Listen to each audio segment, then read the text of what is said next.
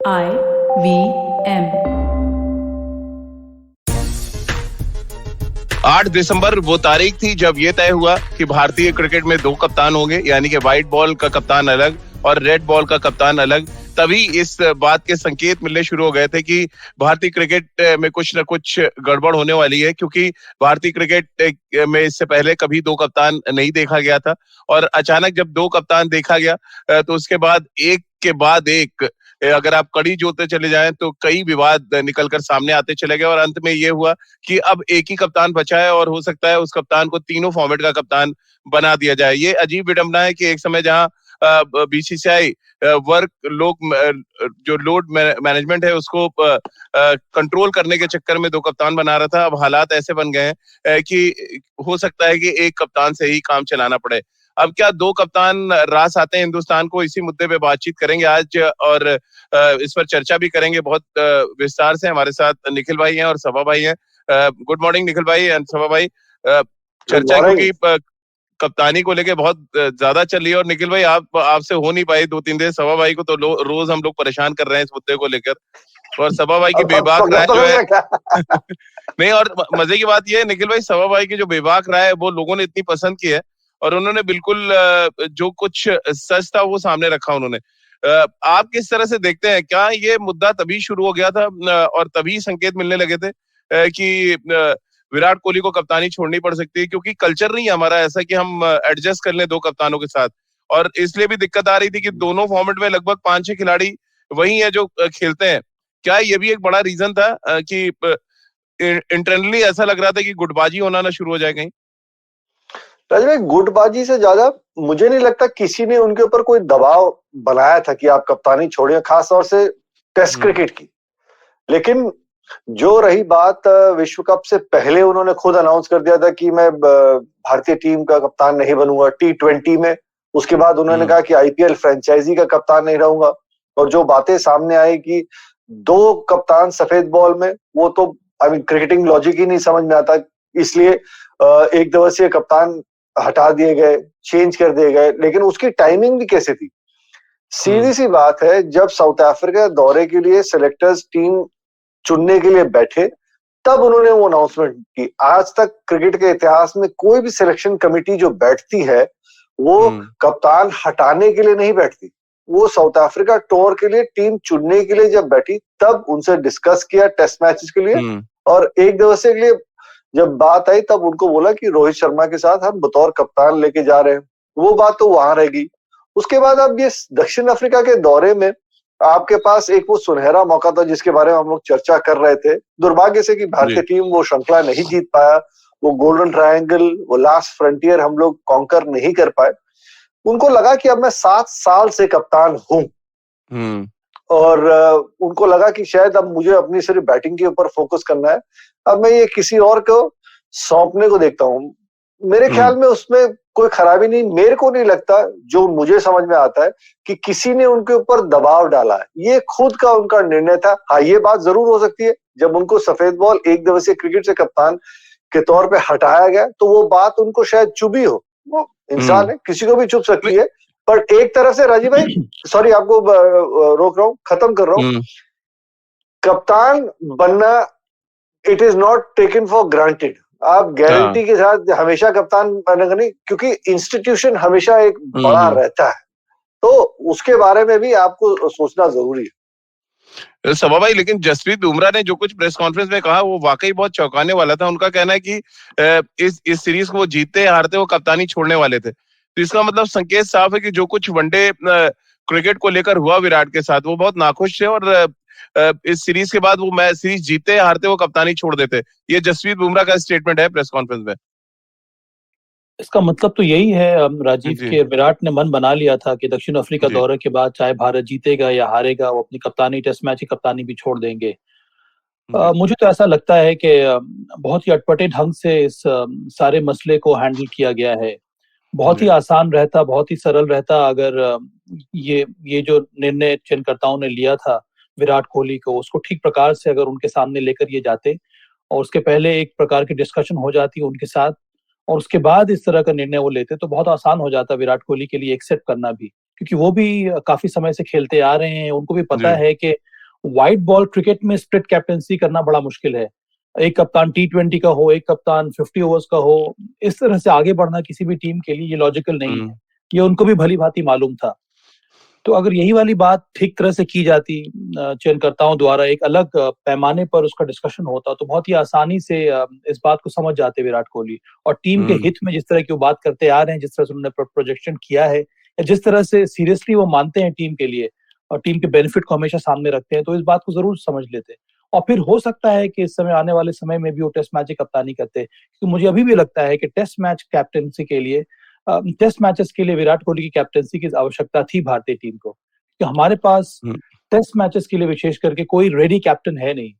तो ये जो निर्णय लिया है विराट कोहली ने, वो पहले से उन्होंने मन बना लिया था। मन मुझे लगता है इस वजह से बनाया था कि उनको लगा कि उनको ठीक तरह से ट्रीट किया नहीं गया।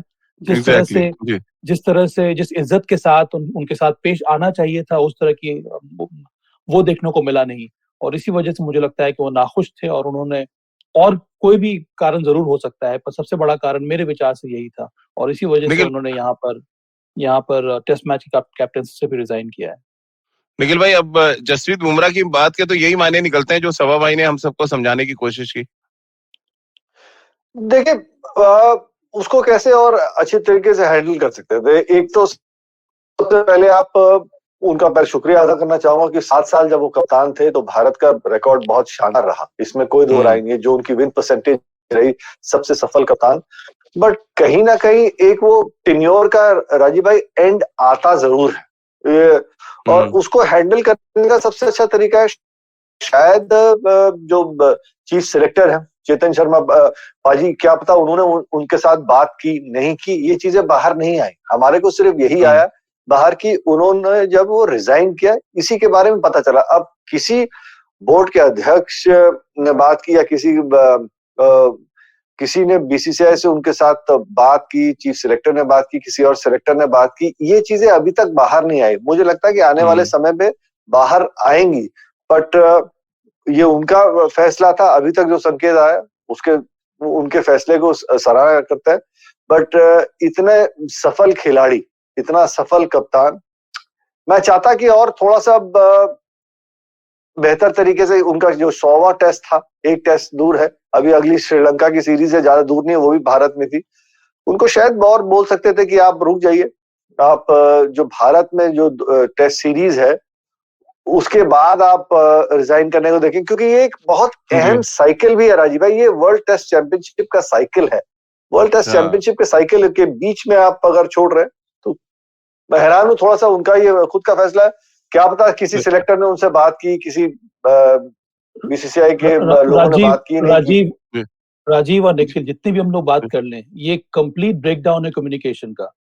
हाँ, एग्जैक्टली। और ये सबसे बड़ा कारण है कि विराट कोहली, लेकिन कम्युनिकेशन का ब्रेकडाउन है, ये अभी हमारे को पता नहीं है, बिकॉज ये अभी तक कोई बीसीसीआई सिलेक्टर से कुछ बात आई नहीं, बात हुई है नहीं हुई है। मैं वो नहीं कह रहा हूँ, मैं ये कह रहा हूँ कि इसके पहले भी जिस तरह से निर्णय लिया था चयनकर्ताओं ने उनको वनडे कैप्टनसी से हटाने का, वहीं से जो बात जो शुरू हुई है निखिल, वो यही दर्शा रहा है कि जब कंप्लीट ब्रेकडाउन हो जाता है कम्युनिकेशन का कैप्टन और चयनकर्ताओं में, तो उससे उचित यही है कि कप्तान रिजाइन कर दे, जो कि विराट कोहली ने किया है। उनको ये लगने लगा है कि इस समय अच्छा यही है कि कोई और आ जाए और वो एक अलग प्रकार का चैनल फॉर्म करे जिससे टीम का फायदा हो और टीम के हित में ही निर्णय लिया जाए। और इसी वजह से विराट ने ये निर्णय लिया है कि अब आने वाले समय में वो एक सिर्फ बल्लेबाज के रूप में ही खेलेंगे, और प्रयास यही रहेगा कि जितना ज्यादा कंट्रीब्यूट कर पाए वो कंट्रीब्यूट करें। बट सब भाई, जो कम्युनिकेशन ब्रेकडाउन हुआ, जो थोड़ा सा पीछे चलते हैं, अगर व्हाइट बॉल एक दिवसीय क्रिकेट के समय पे भी जो सुनने में आया, जो बातचीत हुई, वो हम सब जानते हैं। Cricketing logic doesn't make sense कि आपके पास 2 स्प्लिट कैप्टन हो व्हाइट बॉल के, ये तो होने ही वाला था। बट मेरा ये मानना है कि वो कम्युनिकेशन ब्रेकडाउन हुआ क्यों? जो चेयरमैन है उन्होंने क्या विराट के साथ बात नहीं की? क्योंकि कहीं ना कहीं मैंने सुना भी था कि उनका भी कोई बयान आया था कि हमने भी उनसे बात की थी। बट ये चीज जो विराट की प्रेस कॉन्फ्रेंस में थी, ये चीज उनकी प्रेस कॉन्फ्रेंस में वो बात की बिल्कुल जिक्र नहीं हुआ, कोई झलक के नहीं आई। तो एक तरफ से बयान आ रहा है चेयरमैन सिलेक्शन कमेटी का कि जी हाँ हमारी बात हुई है, दूसरी तरफ से आ रहा है कि बात नहीं हुई है। वो सब जो कम्युनिकेशन है उसको लेके मैं थोड़ा सा हैरान हूं, और वो कम्युनिकेशन क्यों नहीं हुई? मेरा सवाल है ना, यही तो मैं कह रहा हूँ निखिल, इसी वजह से ये हुआ है, क्योंकि कंप्लीट ब्रेकडाउन है कम्युनिकेशन का दोनों। देखिए टीम को आगे बढ़ाने में आपको भी पता है निखिल के बहुत जरूरी है, कप्तान और चयनकर्ता जो है वहां पे बहस जरूर होती है सिलेक्शन कमेटी मीटिंग में, पर दोनों का एक पेज पर आना बहुत जरूरी है, तभी टीम की जो गाड़ी है वो सही रास्ते पे चलती है। निखिल भाई, आपके लिए एक सवाल है कि आप कमल जी हैं, उनका ये पूछना है कि शास्त्री और गांगुली के बीच में जो तनातनी थी, क्या उसका असर पड़ा विराट की कैप्टेंसी जो गई है? नहीं, देखिए, जो सौरव गांगुली भी जानते हैं, एक वो प्रोफेशनल है, अगर कोई एक अच्छा काम कर रहा है तो पर्सनल दिक्कत जो भी हो, लेकिन अंत में भारतीय टीम के हित में अगर वो परफॉर्म कर रहे हैं तो उनके साथ कोई दिक्कत नहीं। और मुझे नहीं लगता कि वो वेंचफुल, क्योंकि जब तक ये निर्णय हुआ तब तक रवि शास्त्री जा चुके थे, और वो T20 विश्व कप में तो टीम के साथ थे। विराट ने T20 विश्व कप स्टार्ट होने से पहले ही अनाउंस कर दिया था कि मैं T20 का कप्तान नहीं बनना चाहूंगा। जी हाँ, उस प्रेस कॉन्फ्रेंस में उन्होंने कहा था कि मैं थोड़ा सा और फोकस करना चाहूंगा 50 ओवर और टेस्ट की कप्तानी, अगर मेरी मेमोरी ठीक है।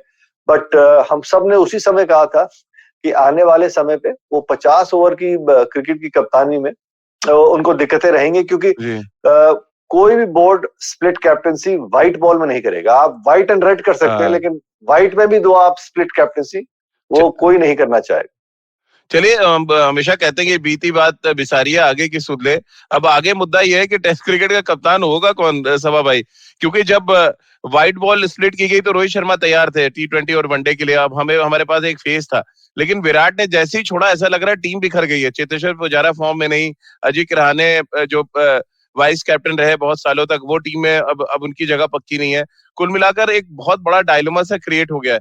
अब मेरा सवाल ये आपसे ये कि अगला कैप्टन आप किसको देख रहे हैं? और अगर रोहित आपके जहन में है तो फिर बात तो वहीं आ गई घूम फिर के कि हम तीनों फॉर्म में अब रोहित को कप्तान बना रहे हैं। देखिए, अभी जो लॉजिकल चॉइस है वो तो रोहित शर्मा ही है राजीव, क्योंकि वो इस समय वाइस कप्तान है टेस्ट टीम के। अब उनके जगह पर किसी और को बनाना मेरे हिसाब से लॉजिकल नहीं होगा। अब क्या वर्कलोड मैनेजमेंट नहीं होगा सभा भाई?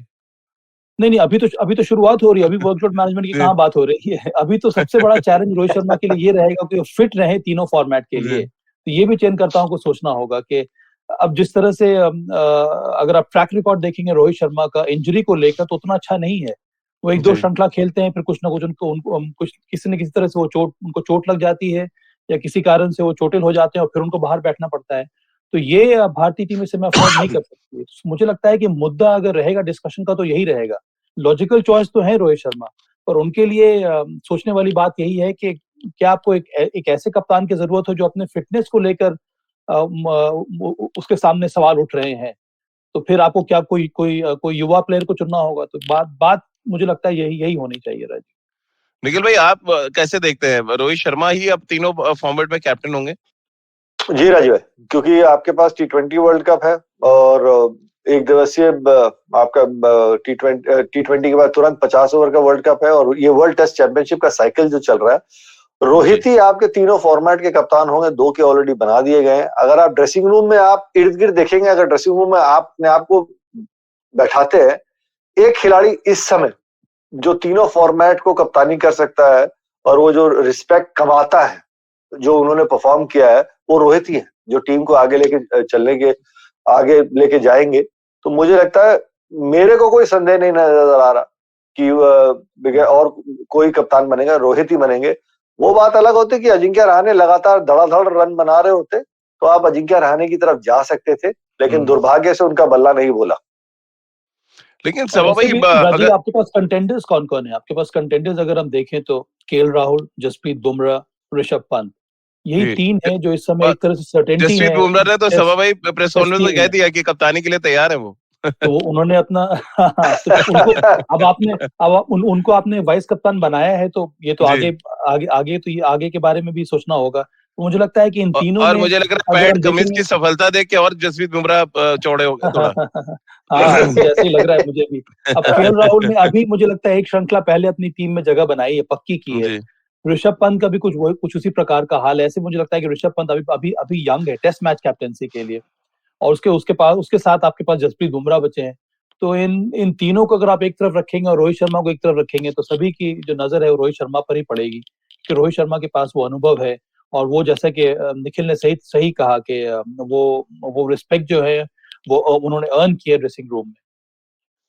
लेकिन निखिल भाई, अगर मैं 34 साल के हो रहे हैं रोहित शर्मा, और 33 साल में जितने भी सक्सेसफुल कप्तान है सबने कप्तानी छोड़ दी थी।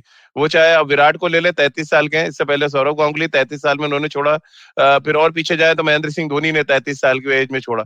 अब 34 साल के एज में हम फुल फ्लैश कैप्टन बनाने की सोच रहे हैं रोहित शर्मा को। ये क्या लॉन्ग टर्म प्लानिंग के हिसाब से आपको ठीक लग रहा है? राजीव भाई, लॉन्ग टर्म आपके पास क्या है? 2 साल की तो बात है, क्योंकि अगर मैं चाहूंगा कि और थोड़ा लंबा खेले, बट आप एज से ज्यादा उनका एक्सपीरियंस देखिए। एज से ज्यादा उन्होंने किस तरीके से 5 आईपीएल के टाइटल अपने नाम किए हैं, तो उस खिलाड़ी में भी तो कुछ तो होगा। मैं समझता हूं कि आपका कप्तान जितनी मजबूत आपकी टीम है उसके ऊपर भी बहुत कुछ निर्भर करता है, लेकिन जिस तरीके से उन्होंने मुंबई इंडियंस की टीम को चलाई, जितने अनुभवी वो खिलाड़ी है। अब इससे पहले उनको कप्तान इसलिए नहीं बनाया क्योंकि आपके पास एक ऑलरेडी कप्तान था जो इतना सफल रह चुका था। जिस तरीके से उनके आंकड़े बोलते हैं विराट कोहली के, जो विन परसेंटेज है, आप उनको जबरदस्ती हटा के आप रोहित को तो नहीं बनाना चाह रहे थे क्योंकि वो अच्छा काम कर रहे थे। ये अलग बात है कि आईसीसी की कोई ट्रॉफी नहीं जीती, लेकिन आप कोई भी बायलैटरल सीरीज या वर्ल्ड रैंकिंग में भारत को देखें, हमेशा टॉप 2 पे रहे हर फॉर्मेट में, क्योंकि वो परफॉर्मेंस इतनी बढ़िया रही थी। अब क्योंकि आपका जो मेन कप्तान थे जो इतने सफल हो रहे थे, उन्होंने पहले बोला कि मैं कप्तान नहीं बनना चाहता सफेद बॉल का, फिर टेस्ट मैचेस से उन्होंने अपनी रेजिग्नेशन दे दिए। तो मेरे को लगता है ये सही समय है। 2-2.5 साल का ही तो फर्क है, उतनी देर में आपके पास समय लग जाएगा। आप अगर केएल राहुल के बारे में सोच रहे हैं, आप अगर ऋषभ पंत के बारे में सोच रहे हैं, इनका परफॉर्मेंस किस तरीके से रहेगा, उस खिलाड़ी को भी तो ग्रूम होने में टाइम लग जाएगा। इस समय रोहित बिल्कुल पके हुए हैं। और ऐसे भी राजीव, आपको याद होगा कि मैं बस खत्म करना चाह रहा हूँ अपनी बात, अनिल कुंबले को बनाया गया था बीच में एक स्टॉप गैप अरेंजमेंट के तौर पर, उनका भी बड़ा ही सक्सेसफुल टेन्योर रहा था। उसी तरह से अगर आप देखेंगे तो इस कैंपेन को आगे बढ़ाया जा सकता है रोहित शर्मा को कप्तान बनाकर। तो चलिए, क्या अश्विन भी एक बड़े कंटेंडर हो सकते हैं जिस तरह सभा भाई कह रहे हैं? मेरी निगाह में तो फिर अश्विन भी एक थोड़ी देर के लिए आप कप्तान उनको बना के आप आगे ग्रूम कर सकते हैं किसी को। इस पर बातचीत करेंगे अपने दोनों क्रिकेट एक्सपर्ट से। एक छोटा सा ब्रेक ले रहे हैं, तुरंत हाजिर होते हैं। If you love cricket, listen up. The Edges and Sledges Cricket Podcast is here for you. Hosted by DJ, Varun, and me, Ashwin, we bring a fun, fresh fan's point of view to talking all things cricket. Sometimes it's just the three of us, sometimes we have guests, including current and former international cricketers. For new episodes every week, check out the Edges and Sledges Cricket Podcast on the IVM app, website, or wherever you get your podcasts. Break के बाद एक बार फिर आपका स्वागत है सभा भाई और निखिल भाई के साथ। आप देख रहे हैं और सुन रहे हैं खेल नीति। सभा भाई, पृथ्वी का एक सवाल है कि चलिए आप रोहित को तीनों फॉर्मेट में बना दें कैप्टन, बट प्रेशर में अगर उनका फॉर्म खराब हो गया तीनों फॉर्मेट में, देन क्या करेंगे? अब देखिए, प्रेशर तो हमेशा रहता है। अब उम्मीद यही है कि चूंकि उनके पास अनुभव है, वो परफॉर्म करते आ रहे हैं, उन्होंने टेस्ट मैचेस में अपने आप को रीइन्वेंट किया है, विशेष करके जिस तरह से उन्होंने चैलेंजिंग कंडीशंस इंग्लैंड में रन्स बनाए थे। इसी हम लोग उम्मीद कर रहे हैं कि ये अनुभव जो है उनके बल्लेबाजी में भी काम आएगा और टीम को आगे लेकर जाएंगे।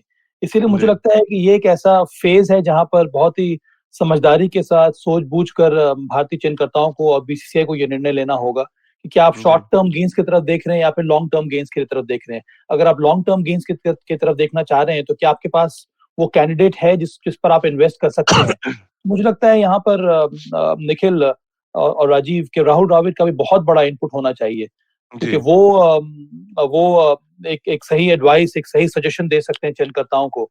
लेकिन वो क्या एडवाइस देंगे सभा भाई? सिर मुड़ाते ही ओले पड़ गए हैं। पहले कप्तानी विवाद, अब दक्षिण अफ्रीका में सीरीज हार गए, पहले खुद को वो दे रहे होंगे सारे अपने जो इनपुट्स हैं कि भैया इस टीम को कैसे चलाएं।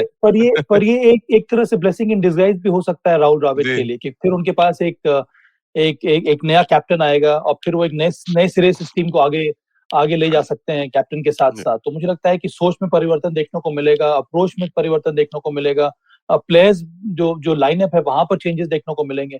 मुझे लगता है कि अगर आप सकारात्मक नजरिए से सोचेंगे तो मुझे लगता है कि एक तरह से राहुल द्रविड़ के लिए ये एक बहुत ही चैलेंजिंग है, पर एक ऐसा फेज है जहां से भारतीय टीम आगे बढ़ सकती है। निखिल भाई, अश्विन के बारे में हम बात कर रहे थे। अश्विन भी तीनों फॉर्मेट अब खेलने लगे हैं, क्या वो भी अनिल कुंबले की तरह एक मेकशिफ्ट कैप्टन बनाए जा सकते हैं? क्योंकि थोड़ा लोड, अगर वर्कलोड आपको मैनेज करना है तो। नहीं, आप उनकी तरफ सोच जरूर सकते हैं, लेकिन अगर आप मेरी पर्सनल राय पूछेंगे राजीव भाई, तो मैं रोहित की तरफ ही जाऊंगा, क्योंकि जितने अनुभवी वो हैं, अगर रिस्पेक्ट की बात करें ड्रेसिंग रूम में, जिस तरीके से उनका हाव भाव है, तो इस टीम को इस समय संभालने के लिए आपको एक उस तरीके का एक सीनियर खिलाड़ी चाहिए जो टीम को संभाल सकता है। और 15 में से 14 खिलाड़ी से आप पूछेंगे तो सबसे पहले उन सब जबान पे एक ही नाम जाएगा कि जी, अगर विराट ने इस्तीफा दे दिया है तो फिर रोहित के साथ ही हम कप्तान जाना चाहेंगे। तो उस लिहाज से टीम को अगले 2 साल संभालने के लिए मुझे लगता है इनसे कोई बेहतर विकल्प रहेगा। और पृथ्वी जी का जो सवाल था ना कि अगर उनका बल्ला नहीं बोलता, अरे गुरुजी, आप जीवन में जब कोई भी आप निर्णय लेते हैं ना, तो हमेशा पॉजिटिव अंदाज से सोचते हैं कि ये खिलाड़ी जो है ना टीम को और आगे लेके जाएगा। अगर नहीं अच्छा करता तो तब की तब सोचेंगे। लेकिन निखिल भाई, राहुल भाई के साथ एक बड़ी प्रॉब्लम है, जब कप्तान बने तब बहुत ढेर सारा ड्रामा हुआ था, आपको याद होगा।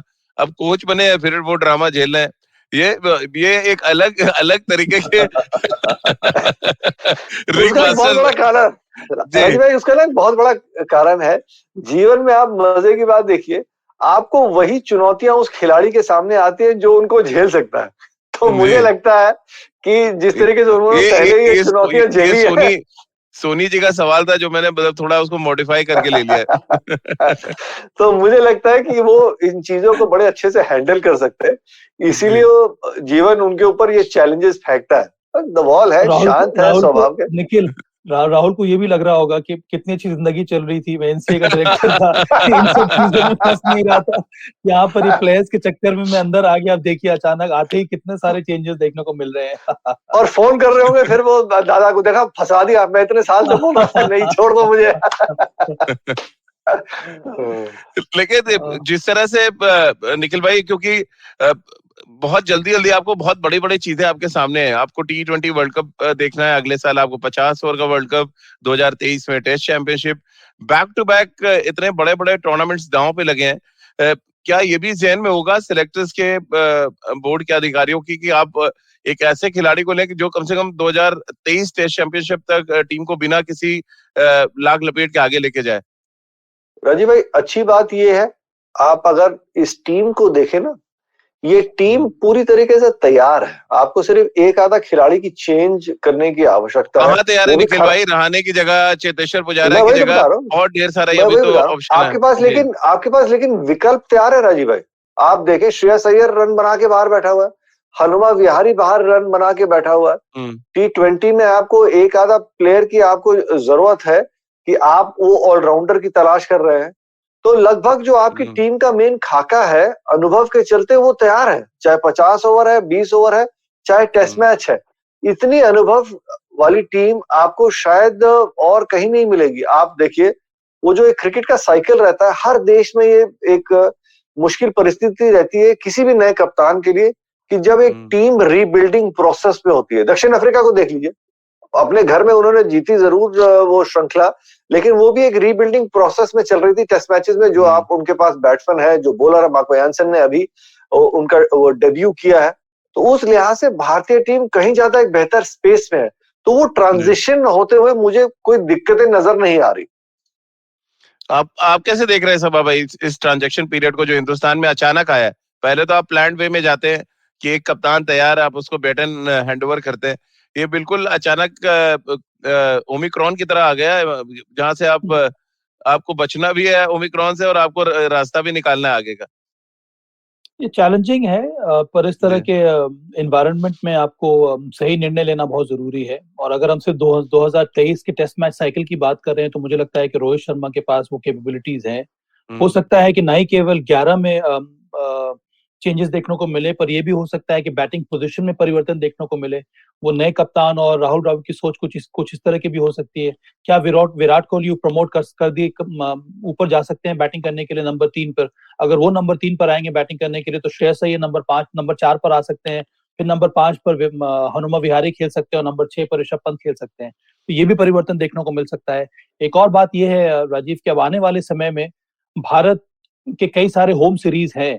अभी श्रीलंका के विरुद्ध मैच होने वाला है, उसके बाद 4 मैचेस की श्रृंखला होने वाली है ऑस्ट्रेलिया के विरुद्ध, वो भी होम सीरीज ही होने वाली है। तो इसका मतलब है कि उतना ज्यादा बाहर आपको ट्रैवल करना नहीं है, जहां पर आपके लिए बहुत बड़े चैलेंजेस देखने को मिलेंगे। तो ये समय होगा हमारे युवा प्लेयर्स को, जिनको मौका मिलेगा अपने आप को सेटल करने का, और रोहित शर्मा के पास समय होगा या राहुल द्रविड़ के पास समय होगा थोड़ा बहुत और एट पीस होकर आप टीम के बारे में प्लान कर सकते हैं, स्ट्रेटेजाइज कर सकते हैं।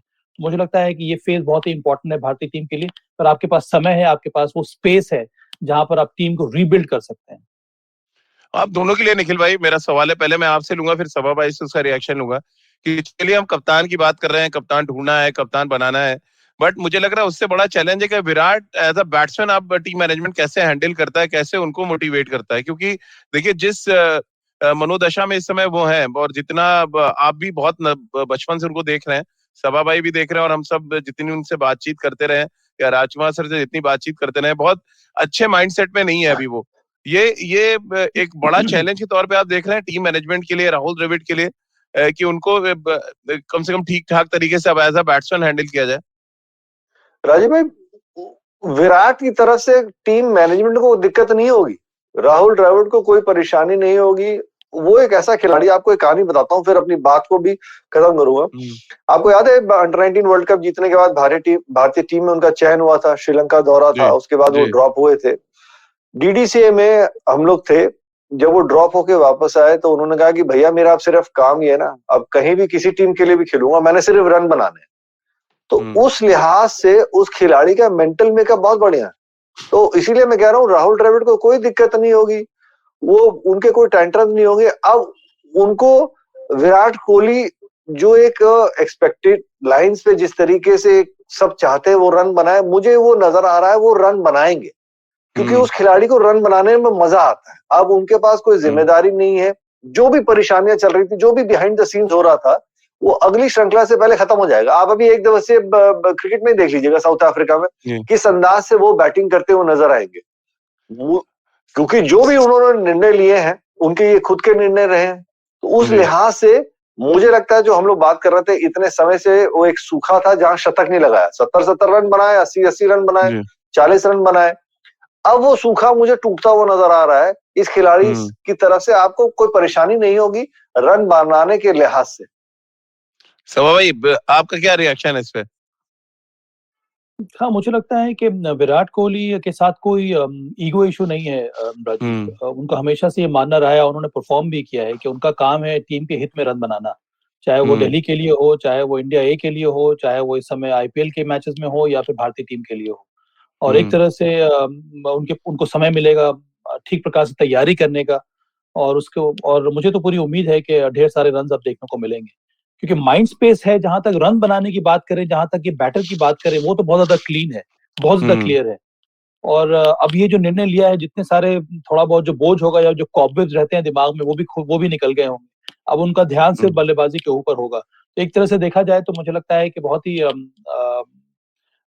शानदार फेज होने वाला है ये विराट कोहली का। मुझे तो पूरी उम्मीद है, क्योंकि ऐसा कभी भी नहीं लगा राजीव कि वो उन्होंने संघर्ष किया हो रन बनाने के लिए, चाहे उन्होंने 10 रन बनाए हो या 70 बनाए हो या 30 बनाए हो। जितने रन बनाते हैं, कभी ऐसा नहीं हुआ कि प्लेन मिस हो रहा है, कैच छूट रहा है, पैर नहीं चल रहा है, फुटवर्क नहीं है, ऐसा कभी भी देखने को नहीं मिला है।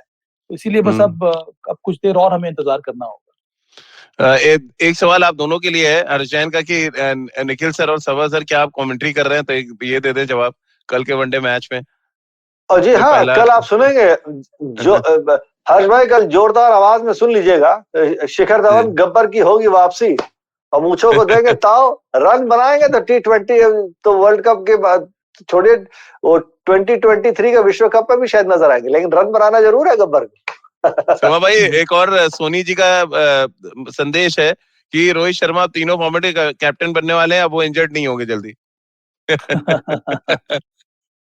उनकी हैमस्ट्रिंग नहीं खींचेगी अब। अच्छा, ये हैमस्ट्रिंग डिपार्टमेंट वैसे भी निखिल भाई को दे देना चाहिए। चलिए, उम्मीद यही है कि यही हो, क्योंकि अब एक फिट कैप्टन की जरूरत है भारतीय टीम को। निखिल भाई, ये वनडे सीरीज जो शुरू होगी बुधवार से, कितना इंपॉर्टेंट आप देख रहे हैं कुछ खिलाड़ियों के लिए, खासतौर से शिखर धवन हो या विराट के लिए भी हम मान लें, एज अ बैट्समैन 7 सालों के बाद बिना प्रेशर के वो मैदान पे उतरेंगे? मुझे लगता है ये सीरीज अपने आप में बहुत कुछ मायने रखती है। बिल्कुल सही कहा, कुछ खिलाड़ियों के लिए, शिखर के लिए खास तौर से वो वापसी कर रहे हैं। आखिरी श्रृंखला जो भारत के लिए खेले थे वो बतौर कप्तान श्रीलंका में खेले थे, उनकी वापसी है। ज्यादा समय नहीं है वर्ल्ड कप के लिए, तो उनको अपने लिए रन बनाना बहुत जरूरी है। तो अगर उनको विश्व कप खेलना है तो साथ में विराट कोहली रन बनाते हैं। मुझे लगता है कि हमारे पास वो असला है साउथ अफ्रीका को, साउथ अफ्रीका में एटलीस्ट वनडेज हराने का, क्योंकि जितने एक्सपीरियंस खिलाड़ी हैं, पके हुए खिलाड़ी हैं, गेम की सिचुएशन, गेम अवेयरनेस सबके पास है, बट सिर्फ अब परफॉर्म करना है। अब वो एक चुनौती रहेगी, किस तरीके से केएल राहुल की एक वो जिम्मेदारी रहेगी।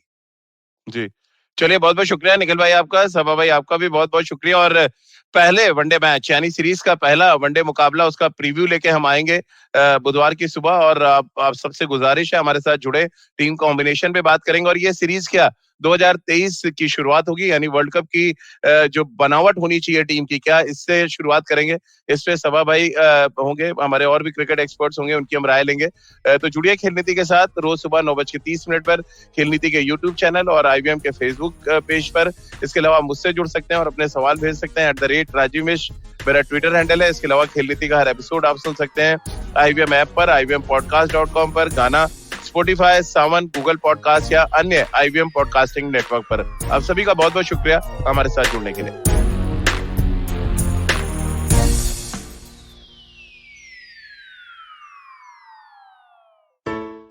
Hey everybody, it's been another great week on the IVM Podcast Network. On Advertising is Dead, Varun speaks to Rohit Raj, business partner at BBK Vines. Rohit talks about what it takes to be a creator's backbone and shares some exclusive tidbits from the marketing of Dindora. On Smarter with Sid, Siddharth tells us what to do next once we have our dream job. On Tere Minute Raste, Keshav points out the contrast in commuting by Indian and American railways. On Hans Vani, here's the story Ulchan that asks a question about love and friendship. And on Marathi Kirkitun, the Deshmukhs dissect Padmatai Gole's famous poem Chafyacha Zada. Do follow us on social media. We're IVM Podcast on Twitter, Facebook, Instagram, and LinkedIn. And remember, if you're enjoying this show or any of our other shows for that matter, please do tell a friend. We really do appreciate the word of mouth.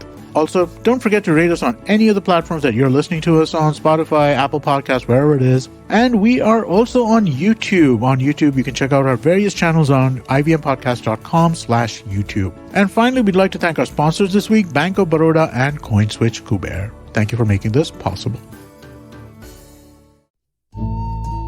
सफर, रास्ते, मंजिल और मुकाम अक्सर ये हमसे कुछ कहना चाहते हैं, पर हम हैं कि अपनी रोजमर्रा की जिंदगी में इन्हें सुनने से कतराते हैं।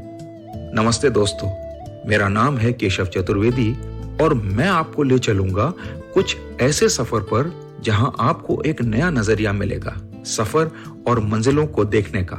आइए इन किस्से कहानियों में डूब जाएं। हर मंगलवार और शुक्रवार